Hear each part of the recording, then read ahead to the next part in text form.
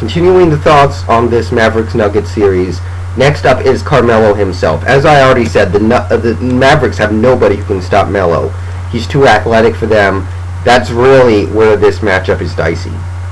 But Anthony has a little bit of a playoff history. Even after what happened last series against the Hornets, Anthony wasn't dominant in that series by any means. He was solid. I will say he was good, but I don't think he was great. I think there were some games where he didn't get it done and other people stepped up. So, and because of all those years the Nuggets lost in the first round, Anthony has a little bit of that playoff choke looming over him still. So it's in his hands this series. Will he do it? That's another question. Final, the ninth man on this team. You have Ryan Hollins, the center on the Mavericks. Backup center. Actually, he's more like the third center, but he gets a little bit of burn.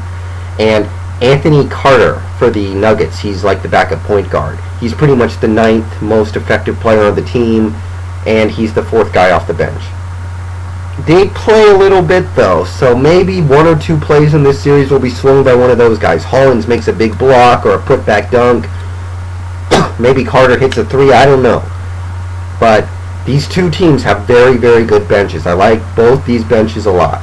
Because, I think you're going to get 20 points and quite a few threes from Terry and Smith. Probably 20 points from each guy. I think you're going to get like 10 points and 7-8 rebounds from Birdman and Bass. I think they're going to kind of cancel each other out. So it comes down to, like I said earlier, the 8th men and these 9th men, Hollins and Carter. X factor in this series. Oh, X factor. I think it's got to be Carmelo Anthony because he could score 40 points a game in this series. I really do believe that. But it's up to him. Is he going to do it?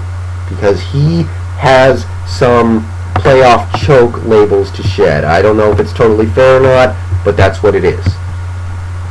With all that said, until somebody can convince me, and I'm open to convincing that the Mavericks can stop Carmelo, I'm going to actually take the Nuggets in 7. Because even though Carmelo goes off, I think the Mavericks have enough to win their games at home. I just don't think they're going to be able to win in Denver.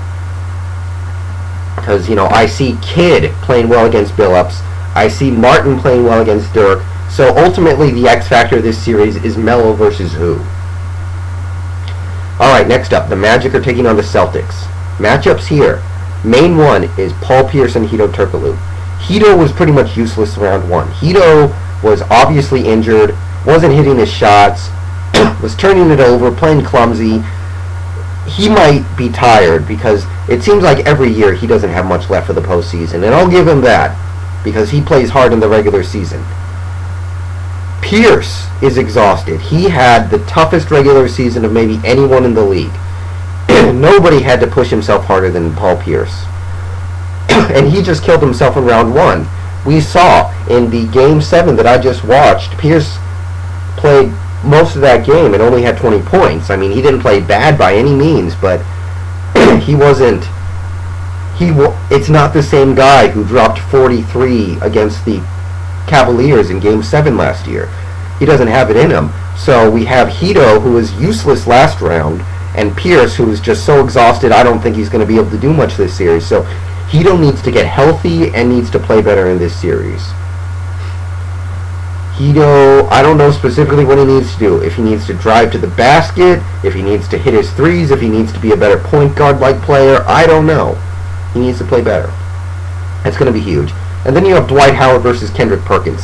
Perkins impressed the hell out of me in round one against the Bulls. He was getting a lot of rebounds. Every game he seemed like he was making an impact down there, down low. Emulating old Celtic Robert Parrish a little bit, I'd say. But Dwight Howard's straight up man. Dwight Howard. Whew. And he's going to be coming off that suspension, so he is pretty well rested. He pretty much got to sit back and watch the Magic kick some Sixer ass in Game 6, so he should be good. And Kevin Garnett's not going to go out there. I know people are saying, hey, maybe he's going to make a Willis Reed-like comeback, but based off what I saw in Game 7, he was on the sideline wearing a suit. He wasn't in warm-ups. He wasn't wearing the jersey. He was in a suit. There was never any indication that there was any hope of him actually playing any basketball. So I have to believe he's not going to be there. So it's all on Perkins, because Big Baby Davis is more of a perimeter player. Leon Poe's not there, and Mickey Moore and Brian Scalabrine are garbage. Sorry. I had hopes for Mickey Moore, but he looks like garbage. J.J. Redick and Eddie House. Eddie House just had the big game 7, really his first solid game of this series. He really wasn't there very much throughout the series, but he showed up here. And, you know, House, really he's only good for shooting threes and 20-footers. That's his game, but you can say the same about J.J. Redick. J.J. Redick is a three-point shooter, and that's really all he does. He's not a good ball handler. He's not a good passer. He's not a good scorer overall. And both these guys might be the best players on the bench for both teams.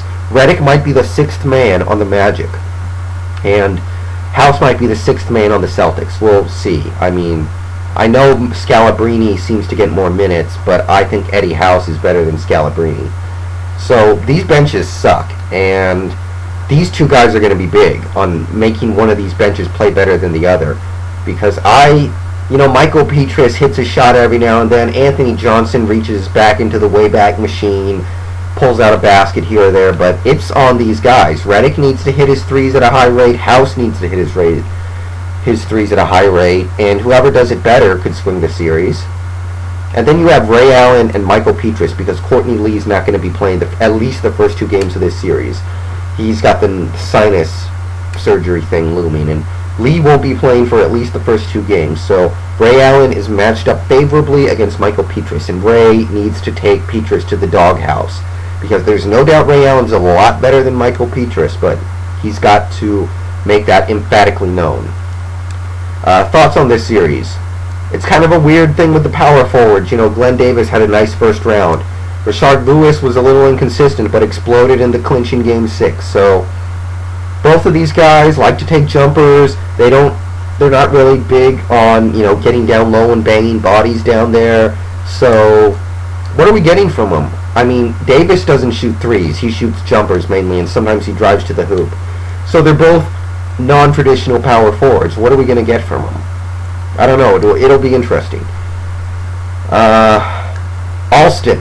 Alston has really, I don't know, but I think ever since he got traded to the Magic, he's been pretty much a C for them. Hasn't been really good, hasn't been really bad. I don't think he's been even okay or subpar. I think he's just been completely average for them. Rondo blew the roof off in the round 1, so Alston needs to do something in this series. And I don't know, he's not that good of a player. He doesn't shoot a good percentage. He's not very good at shooting threes.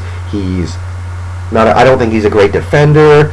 I don't think he's a great ball distributor, so I don't know. But he's got to do something, because Rondo could eviscerate him, and that could be enough. And, obviously the big question in this series is kind of, how exhausted is Pierce and the other Celtics? I mean, they have to just be gassed right now.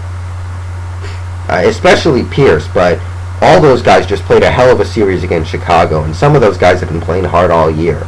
So if they don't have anything left, it's not happening, because this Magic team, maybe not as good as the record indicates, but they're very good. And one X factor I want to bring up here is Anthony Johnson. What does he have left? He's an old vet. He's like 40.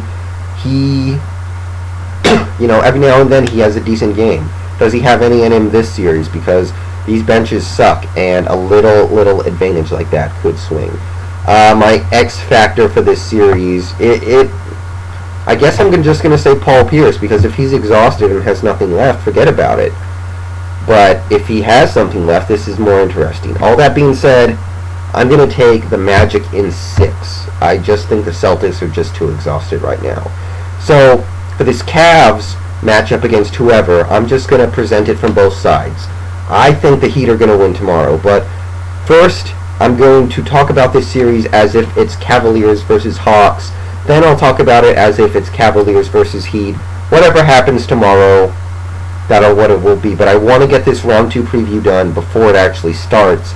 And it's going to start right after round 2 ends. So I just figured, let's just get this out of the way right now. So this third video is going to be like that. So I got to switch.